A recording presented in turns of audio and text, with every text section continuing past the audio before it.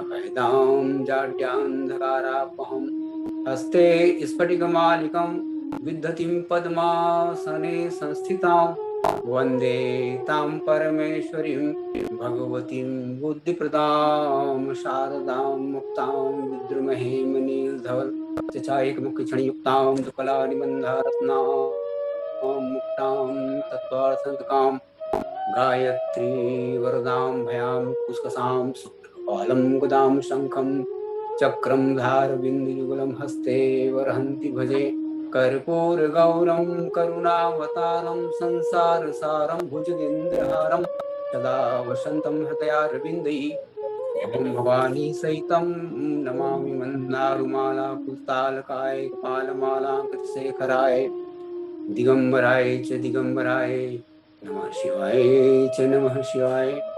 नीलाम्बुश्यामलकोमलांगं सीतासमारोपितवां भागं पाणौ महासायकचारुचापं नमामि रामं रघुवंशनाथं गुरुं विष्णुदेवो महेश्वरः गुरुः साक्षात् परं ब्रह्म तस्मै श्री गुरुवे नमः।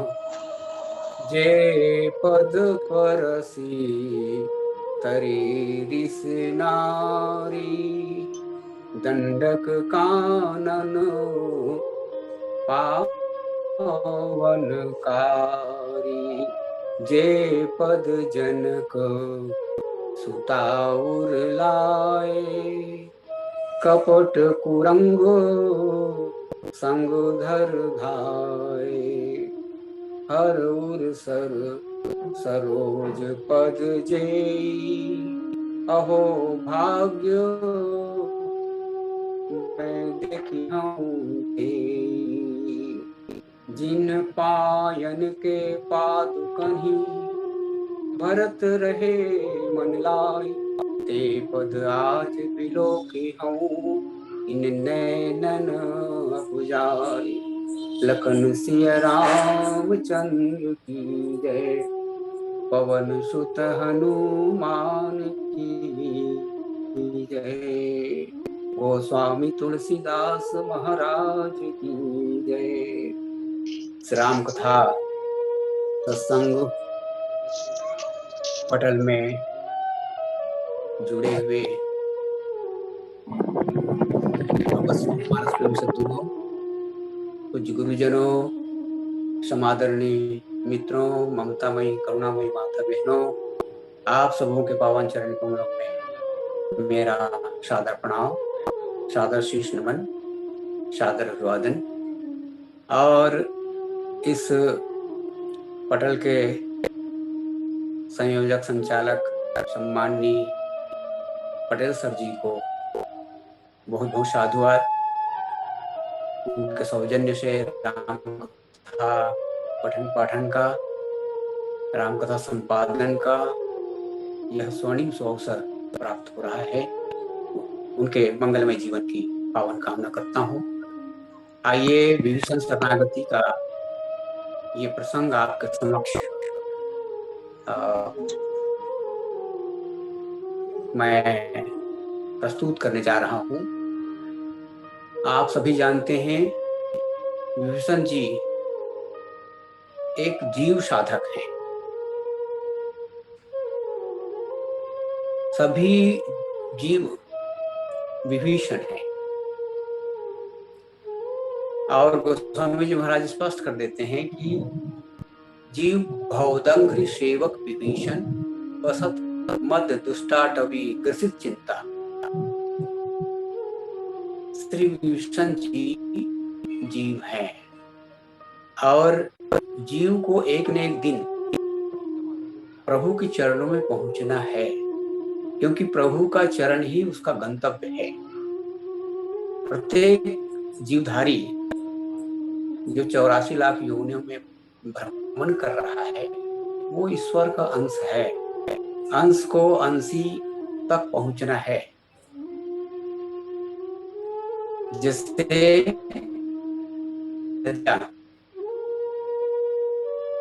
दूर पहाड़ों से निकलती हैं और कल कल छल छल करती हुई बहती हुई वे सागर से मिल जाती हैं, क्योंकि सागर ही उनका गंतव्य है। सागर में उनको पहुंचना है। वहीं पहुंचकर वे स्थिरता का अनुभव करेंगी। भले ही वहां पहुंचने पर उनका नाम और रूप समाप्त हो जाए, पर सागर ही उनका गंतव्य है।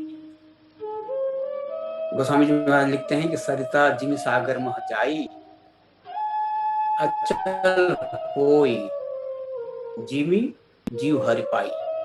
जीव भगवान को पा करके, अपने अंशी को पा करके अचल हो जाता है, अर्थात उसका भटकाव समाप्त हो जाता है। किसी ने नदी से पूछा कि तुम सागर की ओर क्यों जाती हो? वहां मरुभूमि में, मरुस्थल में तुम्हारी प्रतीक्षा हो रही है, वहां क्यों नहीं जाती? वहां तुम्हारे पहुंचने पर सब लोग तृप्त होंगे। तो नदी ने कहा, ठीक है, सबकी तृप्ति तो होगी, पर मेरी तृप्ति कहाँ है? मुझको संतुष्टि कहाँ मिलेगी? मेरी जो चंचलता है वो कहाँ समाप्त होगी? मैं कहाँ पर स्थिर होंगी? मेरा प्रीतम कहाँ है? और तब नदी ने स्पष्ट कर दिया कि मुझे अपने प्रीतम सागर से मिलना है। बस यही बात समस्त जीवों के साथ है। विभीषण जी जीव साधक हैं और उनके जीवन में क्रमशः साधना चल रही थी। वे नित्य निपुण हैं और उन्होंने रावण को मना किया। उन्होंने जो कार्य कर डाला है उसके प्रायश्चित के लिए उन्होंने निवेदन किया कि तात चरण गहि मांगहूं, राघव मोर दुलार, सीता देहु राम का, अहित न होय तुम्हार। भैया, मैं आपका एक दुलारा भाई हूँ, छोटा भाई हूँ, इसलिए आपसे निवेदन करता हूँ कि सीता देहु राम। सीता सीत निशा समाई, काल रात निश्चर कुल केरी। जो सीता आई हुई, जिसको आप ले आए हैं, वो निशाचर वंश के लिए काल रात्रि के समान है। उसे भगवान को वापस कर दीजिए। रावण क्रोधित हो जाता है। विभीषण के उपदेश उसे अच्छे नहीं लगे। उपदेश ही मूर्खाणाम प्रकोपायन शांत सकागे, पैम्पानाम भुजंगानाम केवल स्वर्तनम। उपदेश मूर्खों को अच्छे नहीं लगते। दूध पिलाने से सर्प का जहर और बढ़ता जाता है, कहते हैं। बस ऐसे ही रावण क्रोधित हुआ और विभीषण पर बहुत नाराज हुआ और यहाँ तक उसने विभीषण जी को लात का प्रहार कर दिया। ममपुर बस तफसीन पर प्रीति, सठ मिल जाई थी नहीं तो नीति। अरे, मेरे नगर में रहता है, मेरा खाता है, उन तपस्वियों का गुणगान करता है, जाओ तू उन्हीं से मिल जा। अनुज गहे पद 12 विभीषण जी तो बार बार अपने भ्राता के चरणों में नमन करते हैं और फिर भी निवेदन करते हैं। अब वहां पर टिप्पणी करने वाले, समीक्षा कर इस झांकी को देख रहे थे भगवान शिव। और उन्होंने उमा जी को बताया कि साधु अवज्ञा कर फल ऐसा, साधु अवज्ञा तुरत भवानी, कर कल्याण अखिल के हानि। हे भवानी जी, जब भी किसी साधु पुरुष का अपमान होता है तो अमंगल ही हुआ करता है। सभी कल्याणप्रद चीजें पूर्णतः अमंगल में परिवर्तित हो जाती हैं। विभीषण जी वहां से निकल जाते हैं। चले हर्ष रघुनायक पाही, करत मनोरथ बहुमन माही। ये वहां से निकलते हुए उन्होंने संकल्प किया, राम संकल्प, भगवान के संकल्प को दोहराया, बताया, सब लोगों को समझाया। वहां जितने भी सभासद बैठे हुए थे रावण सहित, सबको बताया कि राम सत्य संकल्प रहो, सभा काल कस्तूरी, मैं रघुवीर शरण अब जाऊं देव जन। खुली घोषणा करते हुए वे निकल पड़ते हैं। चले हर्ष रघुनायक पाही, करत मनोरथ बहुमन माही। देखिए जाई चरण जल जाता, अरुण मृदु सेवक सुदाता। जे पद परिस्तरी नारी, दंडक कान पावन कारी। जे पद जनक सुता लाए, कपट कुरंग कपट कुरंग संग धर धाय। हर गुर सर सरोज पद जेई, अहो भाग में देखियो तो तेई। जिन पायन के पाद ही भरत रहे बरताई, ते पद आज बिलोक्यों इन नैनन अब जाए।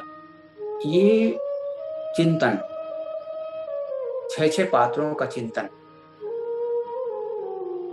जिसमें अहिल्या, दंडक वन, श्री सीता जी, मारीच, भगवान श्री शिव और श्री भरत जी, ये 6 पात्रों का चिंतन करते हुए श्री विभीषण जी चले जा रहे हैं।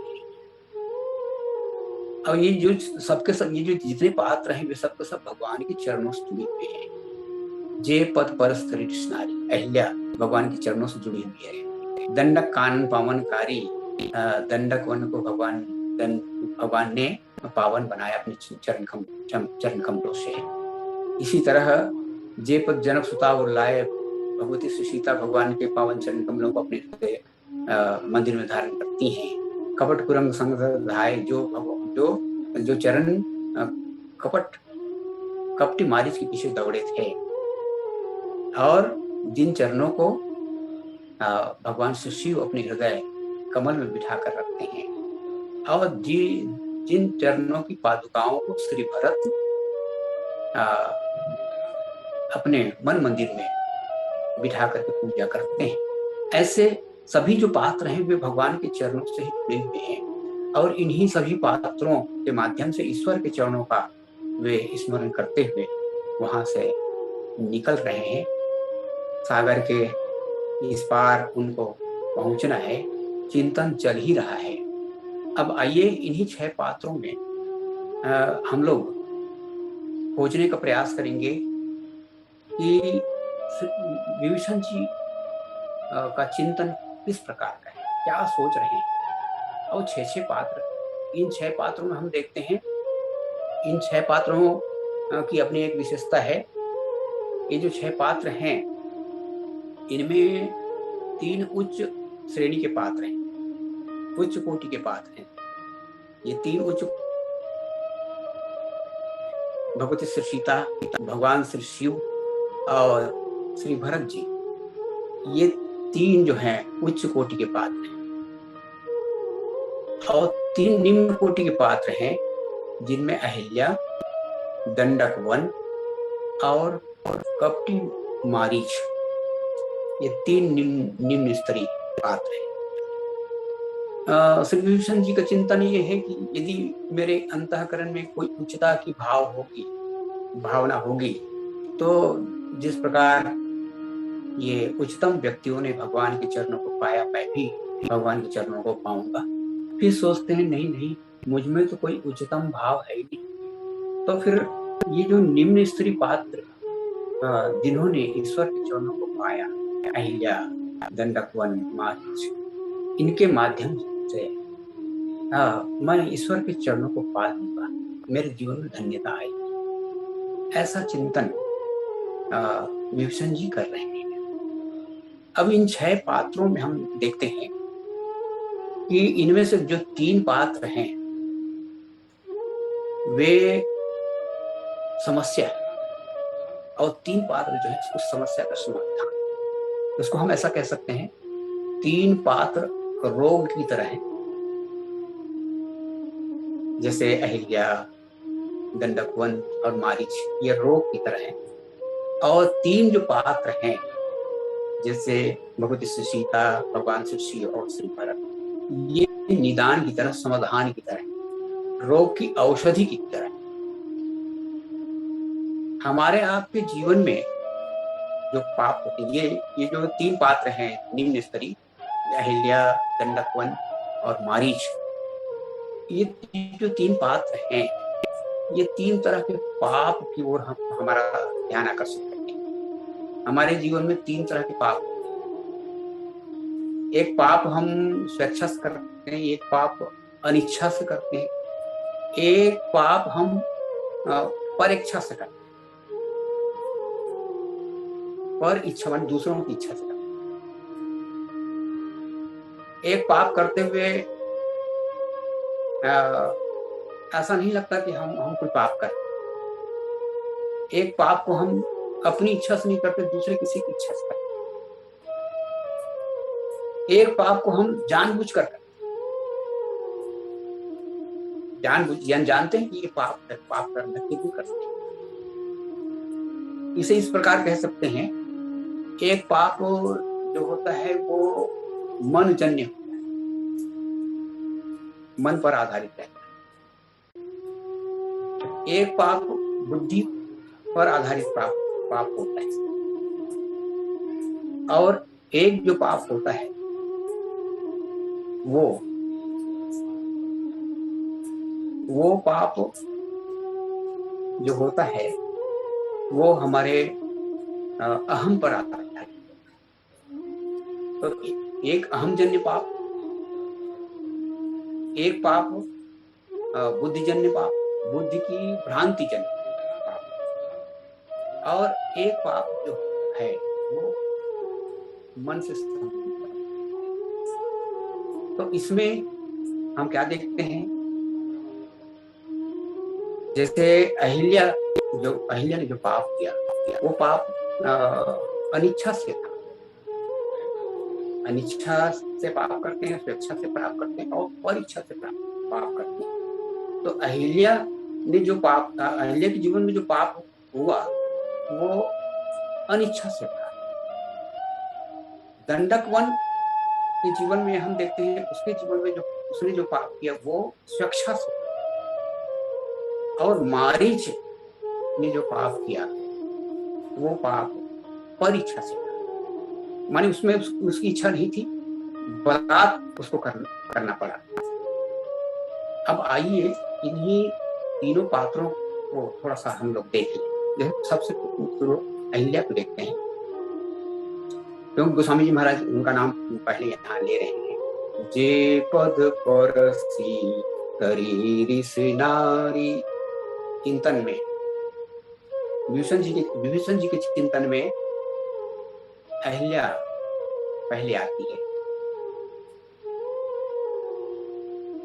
जे पद परसी करी ऋषि नारी, जैसे विभीषण जी सोच रहे हैं कि भगवान के चरण कमलों के स्पर्श से ऋषि नारी अहिल्या जैसे तर गई, मेरा भी उद्धार हो जाएगा भगवान के चरणों से। ये चिंतन है। अहिल्या के जीवन चरित्र के संबंध में हम सब लोग जानते हैं, बहुत ही सुंदर थी अहिल्या, और गौतम ऋषि के लिए ब्याही गई। इंद्र मन ही मन अहिल्या को चाहता। इंद्र जो स्वर्ग का राजा है, और स्वर्ग में भोग की कोई कमी नहीं है, फिर भी वो अहिल्या पर आसक्त था। और एक दिन हुआ क्या, वो अर्धरात्रि को आया और माया का जाल फैला। घोर का वातावरण, ब्रह्म मुहूर्त का वातावरण उसने निर्मित कर दिया अपने इंद्रजाल से, अपनी माया से। और महर्षि गौतम को भ्रम हो गया कि भोर हो गई है, अब स्नान ध्यान के लिए चल पड़ना चाहिए। वे नदी के चल पड़ते हैं, और इसी बीच इंद्र गौतम ऋषि के वेश में आश्रम में प्रवेश करता है। अहिल्या समझ नहीं पाती है और गौतम वेशधारी इंद्र से ठगी जाती है। छल पूर्वक इंद्र अहिल्या को प्राप्त करता है। ये छोटी सी कहानी है, पर इस कहानी के अंतराल में जो बात है वो इस तरह बताई गई है कि गौतम ऋषि है विद्यार्थी है और हमारी बुद्धि ही अहिल्या है। सहशिला होते जड़मति भई है, हमारी बुद्धि अहिल्या है। और जो इंद्र है वो भोगवाद का प्रतीक है। जब तक हमारी बुद्धि जब तक धर्म का सेवन करती रहती है, धर्म की सेवा में रहती है, तब तक वो चैतन्य रहती है। जैसे ही भोगवादी विचारधारा उसमें आते हैं, भोगवादी विचारधारा आती है, तो हमारी बुद्धि में धीरे धीरे भोगवाद की जड़ता जो है प्रवेश करने लग जाती है। अब यही है पत्थर होने का श्राप। गौतम ऋषि को जब सारी बातें ज्ञात होती है तो वे अहिल्या को पत्थर होने का श्राप दे देते हैं। ये कहानी है अहिल्या। माने अहिल्या ने जो पाप किया वे स्वेच्छा से नहीं किया, अनिच्छा से किया। किसी कोने में वासना के प्रति लालसा रही होगी और वो समझ नहीं पाती है। गौतम वेशधारी इंद्र के छल प्रपंच में वो फंस जाती है और ठगी जाती है अनिच्छा से। अब दूसरे पात्र को देखते हैं। दंडक कानन पावनकारी, विभीषण जी चिंतन कर रहे हैं राजा दंड का। राजा दंड एक बड़े सत्ताधारी थे, एक बड़ा सा राज्य का वो राजा था। पर वही कुछ हुआ, सत्ता पाकर लोग उन्मत्त हो जाते हैं, मदोन्मत्त हो जाते हैं, मद आ जाता है, पद का मद आ जाता है। बस यही पद का मद उसके जीवन में भी आया। उसके गुरु शुक्राचार्य थे, उनकी एक बेटी थी जिसको उन्होंने बलात् प्राप्त करने की चेष्टा की और उस कन्या ने समझाया कि आप मेरे गुरु के, आप मेरे पिता के शिष्य हैं, मेरे पिता आपके गुरु हैं, रिश्ते में मैं आपकी भगनी हुई, आपकी ये चेष्टा है वो उचित नहीं है। लड़की ने बहुत समझाया पर वो सत्ता के मद में था, बलात् अंग संग लिया। जब शुक्राचार्य को यह घटना मालूम हुई तो शुक्राचार्य ने राजा दंड को श्राप दिया कि जहां तक तुम्हारा राज्य है वो शमशान परिवर्तित हो जाए, जहां तक तुम्हारे राज्य की भूमि है वो शमशान में परिवर्तित हो जाए, ऊसर भूमि हो जाए। और इस तरह दंडक के जीवन में जो पाप हुआ वो स्वेच्छा से हुआ। उसको मालूम था कि मैं जो कर रहा हूं वो गलत है, फिर भी उसने किया, स्वेच्छा से किया। दंडक के जीवन में जो पाप है वो अहम जनित पाप है। अहिल्या के जीवन में जो पाप हुआ वो बुद्धि की भ्रांति जन्य पाप है। और एक पाप मारीच करता है। मारीच के आश्रम में रावण का आगमन हुआ और मारीच ने बड़ी पूजा की, करी पूजा। मारीच पूजा करता है और पूछता है कि अक्सर आए उतार अकेले आए हैं, क्या कारण है? तो उन्होंने पूरी घटना बता दी, योजना जो उन्होंने बना के आई थी। और वो योजना मारीच के समक्ष रखती और कहा कि हो कपट मृग तुम छलकारी, जेहि विधि हरि आनव निप नारी। मैं राम पत्नी का हरण करना चाहता हूँ, मैं कपट मृग बनना होगा। मारीच ने बहुत समझाया।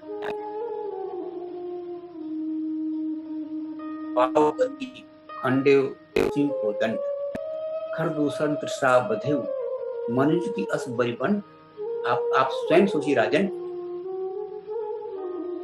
दशानन को, महाराज रावण को मारीच ने समझाया। आप स्वयं सोचिए, जिसके बाणों से ताड़का मारी गई, शूर्पणखा का हुआ और 14,000 राक्षस सहित खरदूषण दुष्टादि सुबाहु इत्यादि मारे गए, वो सामान्य मनुष्य नहीं है। और यदि वे मनुष्य हैं भी तो आप उनकी बराबरी नहीं है, उनकी बराबरी आप नहीं कर सकते, अतः उनसे विरोध छोड़ दीजिए। मारीच ने ऐसा रावण को समझाया, पर रावण तो रावण ही है। उसने कहा कि गुरु जी में मूढ़ करस मम बोधा, अरे तू मुझको गुरु की तरह समझाता है। कहू जग मोह समान को योद्धा, तू ही बता इस संसार में मेरे जैसे योद्धा कौन है। अब क्या उत्तर दे मारीच ने, वह भांति देखा निज मरना और तब ताके से रघुनायक सरना। ये मारीच की कथा है। तो मारीच ने जो पाप किया वो पर इच्छा से किया। अहिल्या के जीवन में जो पाप आया वो अनिच्छा से। दंडक के जीवन में जो पाप, दंडक ने जो पाप किया वो स्वेच्छा से, और मारीच ने जो पाप किया वो परीक्षा से, पर इच्छा से, रावण की इच्छा से। अहिल्या के जीवन में जो पाप है वो बुद्धि की भ्रांति जनित पाप है। और दंडक वन के जीवन में अहम जनित पाप, और मारीच के जीवन में जो पाप है वो मन जनित है। मारीच मन का प्रतीक है, मारीच चंचलता का प्रतीक, मन का प्रतीक है। तो इस प्रकार हम देखते हैं ये तीन समस्याएं हैं। अहिल्या एक समस्या है, एक समस्या दंडक है, एक समस्या ये मारीच है। अब इन तीन समस्याओं का समाधान यहाँ पर गोस्वामी जी महाराज दे रहे हैं। ये युग तुलसी महाराज श्री राम जी की ये अनुपम व्याख्या है। अब अहिल्या ने जो पाप किया उसका उत्तर, यदि अहिल्या ने जो पाप किया वो ये यदि समस्या है तो उसका समाधान क्या है। अहिल्या के जीवन में काम आया, कभी कभी भोगवाद हमारे जीवन में धर्म का आश्रय लेकर आता है। जैसे अहिल्या के साथ हुआ, इंद्र धर्म का चोला पहनकर आया, गौतम ऋषि का रूप धारण करके आया, और अहिल्या समझ काम भगवान शिव के जीवन में भी आया और समाधि को भंग करने की चेष्टा की। भगवान शिव ने देखा, अपने दोनों नेत्र पहले उन्होंने खोले और देखा कि सौरभ पल्लव मदन विलोका, आम के पत्तों के बीच में कामदेव छुपा हुआ है। इस दृश्य को भगवान श्री शिव ने देखा, पर लगा कि ये राम है कि काम है, क्योंकि राम भी सांवले हैं, काम भी सांवला है। कोई कम सुनने वाला राम को काम सुन सकता है, काम को राम सुन सकता है। ये भी सांवला है और वो कामदेव भी सांवले हैं, दोनों धनुष बाण धारण करते हैं और दोनों जग को नचाते हैं। नार युवस नर सकल गोसाई, नट मरकट यो सबई नचावत राम खगेश वेद गावत, राम भी नचाते हैं विश्व को, राम भी नचाता है।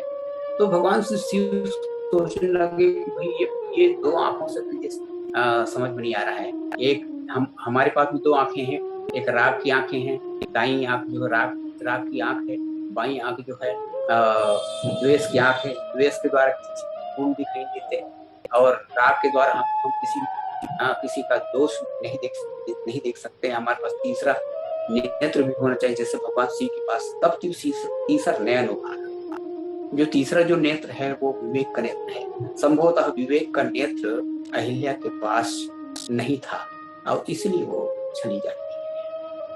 तो अहिल्या का उत्तर, अहिल्या जो बुद्धि की भ्रांति जनित पाप का उदाहरण है, उसके उत्तर हैं भगवान श्री शिव। भगवान के जीवन में भी काम आया, पर काम जल करके भस्म हो गया। विवेक का नेत्र यदि हमारे जीवन में हो तो काम हमारा कुछ नहीं बिगाड़ सकता। अब दंडक वन के बारे में देखें। दंडक वन का उत्तर कौन, पहले मारीच के उत्तर के संबंध देख लेते हैं। मारीच परीक्षा से दूसरे की इच्छा से पाप करता है। मारीच के जीवन में रावण आया और रावण धमकाया, यदि तुम मेरा कहना नहीं मानोगे तो मैं तुम्हें मौत के घाट उतार दूंगा। बस यही बात भगवती से सीता के साथ भी यही बात हुई। अशोक वाटिका में जब भगवती से सीता थी तो मारीच ने जो पाप किया उसका उत्तर है भगवती से सीता। रावण भगवती से सीता को भय और प्रलोभन दिखाता है। मंदोदरी आदि सब रानी तव अंजरी करुण मोरा, एक बार विलोप मत होरा। और ये कह के जाता है कि मांस दोष मोह कहान माना तो मैं मार कारी। भगवती से सीता बस एक तिनके को दिखाती। तृणधरी ओट कहत बेदे, तृणधरी ओट कहत बेदे ही सुमरी अवधपति परम शनि। एक तिनके को दिखा करके पूरा उत्तर दे देती है भगवती से सीता। रावण को ये कह देती है तो मैं उस कुल की कुल बधू हूँ जहाँ के लोग भगवान राम के वियोग में अपने प्राणों का परित्याग तिनके की तरह कर देते हैं। बंदम अवध हुआ सत्य प्रेम जहि राम पद, बिछड़त दीन दयाल। तो मैं उस कुल की कुल तिनके की तरह कर देते हैं। किसी पे भय तुम्हारे इस प्रलोभन में आने वाली नहीं, तुम्हारे इस भयभीत करने से मैं डरने वाली नहीं, एक तिनके को दिखा कर उत्तर देती है। और ये भी संकेत दे देती हैं कि सुमिरत राम ही तजहि जन तृण सम विषय विलास। जो भगवान के सच्चे भक्त होते हैं वे संपूर्ण विश्व के भोग विलासों को तिनके की तरह त्याग देते हैं। तुम्हारे इस नगर में जितना भोग विलास है